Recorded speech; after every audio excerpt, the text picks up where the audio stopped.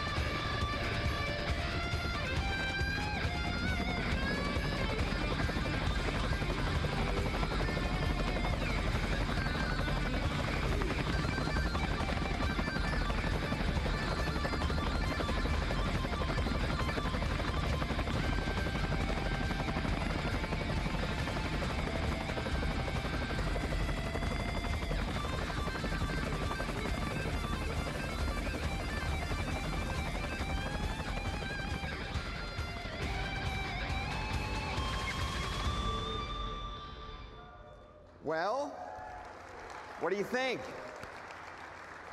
Meet the most powerful street legal Ford we've ever built. It's the all-new Shelby GT500. Of our 5.2-liter aluminum alloy engine in our GT350 and a 2.6-liter Supercharger built by Eaton in Athens, Georgia. It delivers more than 700 horsepower through a dual clutch transmission that changes gears in less than 100 milliseconds. So this GT500 can go 0 to 60 in the mid 3-second range, and it'll turn a quarter mile at under 11 seconds. And the styling also delivers on that Detroit swagger and has the most downforce ever in a Mustang.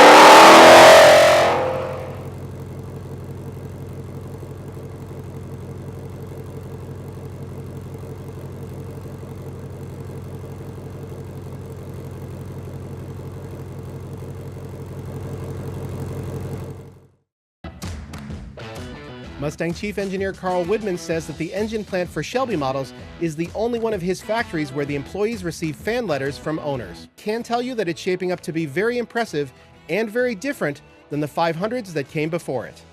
I first drove a GT500 way back in 2006, and that car was a beast. Big pow honking 2.65-liter Eaton Supercharger nestled right down in the V, running at 12 psi. That much boost forced engineers to go back to the drawing board. The result includes additional cross-drailing for better cooling, new longer head bolts to keep the whole thing from grenading under the pressure, plus different head gaskets, valves, seals, seats, and springs. Not a whole lot has been done to the interior. There's available Recaros and unique magnesium shifters, but overall, it's pretty buttoned up. So the new GT500 was just unveiled officially by Ford. And although it was kind of disappointing since they didn't really give us any useful information, they just gave us information that we already knew and information that was leaked yesterday, so all they did was touch up on the fact that it is 700 plus horsepower, that it can do the quarter mile in sub 11 seconds, and that it has a dual clutch 7-speed transmission. So we don't know top speed, horsepower, torque. Weight is somewhere around 3,900 pounds, but that's not confirmed. But we did get some sound video and clips. There's clips coming in from everywhere, pictures coming in from everywhere, so I'm just trying to compile as much as I can and gather as much information as I can for this video. So my thoughts on it, I still think it's going to have 720 horsepower. I definitely see it having 760 horsepower, maybe even more. And the 7-speed transmission can shift in, I believe it was under or it was right at 100 milliseconds, which is insanely fast. I definitely think this car is going to be a competitor to the ZL1 1LE and even maybe the ZR1 with how fast the transmission is. Like, this car is going to hit the track and take some names. It's definitely going to compete. I am upset that there is not a 6-speed or even a 7-speed stick shift manual transmission option. But for performance reasons, I'm sure I can see why they decided to go this way, since the competition, like the ZL1, has a 10-speed auto option, the ZR1 has the 8-speed auto, and they're just faster than manual. Like, you cannot outshift an automatic these days, so that's why they went that way. I'm against the fact that they have this little turn dial thing, and that they didn't leave it with the actual shifter.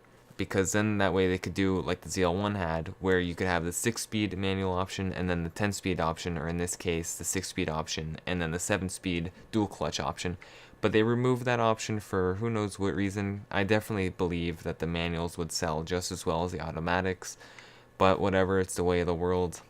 People are disappointed about how there is only the 7-speed option. And I was disappointed too, but I also want to give it a chance. I definitely think that if you were to go out for a ride in the 7-speed auto new GT500, you would probably be blown away. Like, this transmission is going to be fast, and it's going to put the power down like no other GT500, so I definitely think people should give it a chance and not hate on it immediately. So I hope that we'll get more information on this car soon. I believe the horsepower will be out sometime this week for sure. That's all I have for now. I'll keep you guys up to date, so be sure to subscribe so that way you can see my new videos whenever I upload them, and I'll talk to you guys in the next video.